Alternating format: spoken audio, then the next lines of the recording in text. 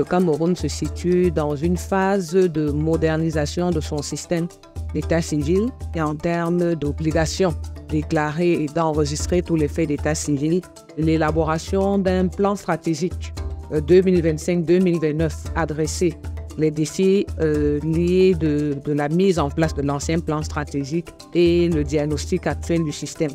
Des efforts sont déployés sur de nombreux plans, notamment la formation et la sensibilisation en ce qui concerne l'enregistrement de tous les faits principaux, notamment les naissances, les mariages et les décès, le renforcement de l'interopérabilité entre l'état civil et la santé, avec l'ouverture des bureaux d'état civil dans les formations sanitaires et le renforcement des liens avec les autres acteurs principaux du système.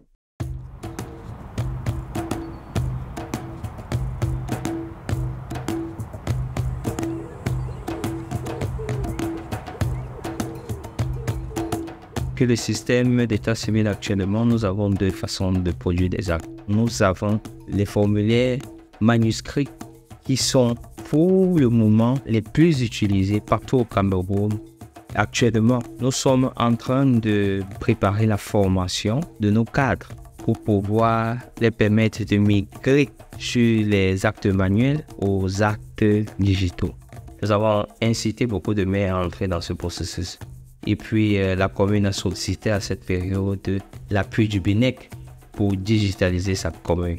Le système d'état civil est vraiment une source très importante parce que cette fois-là, c'est une source permanente de production des données et des statistiques sur les naissances, sur les décès, sur les mariages. Tout cela est important pour pouvoir prévoir l'évolution de la population et pour pouvoir gérer cette population, conseiller l'État, planifier les actions de développement en faveur de la population. Le Cameroun se situe à plus de 60% d'enregistrement des naissances effectuées et moins de 10% d'enregistrement des décès. Des stratégies sont utilisées pour améliorer l'enregistrement de manière systématique. Les stratégies qui sont utilisées reposent sur l'informatisation avec les pilotes en cours déployés sur le terrain, la mise en place de bureaux d'état civil dans les formations sanitaires et le renforcement de l'interopérabilité avec la santé et les autres acteurs du système.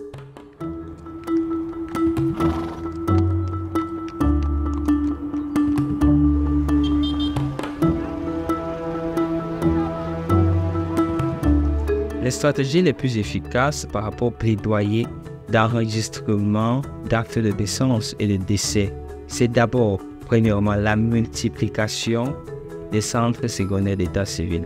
Il y a 374 communes au Cameroun, qui, surtout pour les plus de 260 qui sont rurales, les populations sont disséminées parfois dans tout le territoire. Alors, aller d'un point à un autre pour un centre d'état civil, c'est parfois difficile.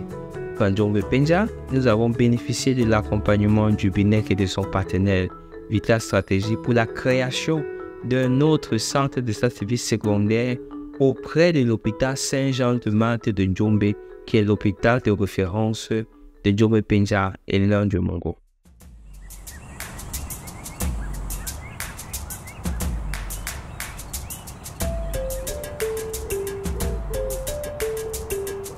Les principaux avantages du programme CRVS au Cameroun sont déjà liés à une vision inclusive et intégrée que nous essayons d'atteindre en impliquant tous les acteurs à travers la mise en place des bureaux d'état civil dans les formations sanitaires, l'intégration durable de l'enregistrement des naissances pendant les campagnes de santé publique, la saisie des formulaires harmonisés de déclaration de naissance et de décès dans la page état civil du DHIS2 et leur déversement à travers une passerelle dans le CIGEC et l'intégration de l'état civil dans les campagnes de santé publique.